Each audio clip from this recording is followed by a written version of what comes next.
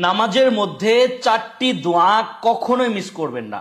যদি কখনো এই 4টি দোয়ার একটিও ছেড়ে দিয়ে থাকেন, তাহলে কি পরিমাণ সওয়াব থেকে যে আপনি বঞ্চিত হবেন আপনি বুঝতেও পারবেন না। 1 নম্বর যে দোয়াটির কথা আমরা আলোচনা করব সেটি হলো, যখন ইমাম সাহেব বলবেন ওয়ালাদ্দাল্লিন, তখন অবশ্যই আমরা প্রত্যেকেই বলবো আমিন। কারণ হলো, যে সমস্ত ব্যক্তিরা ওয়ালাদ্দাল্লিনের পরে আমিন বলে, ওইটা এমন একটা সময় ইমাম সাহেব ওয়ালাদ্দাল্লিন বলেছে, সাথে সাথে ফেরেশতারা আমিন বলে থাকে।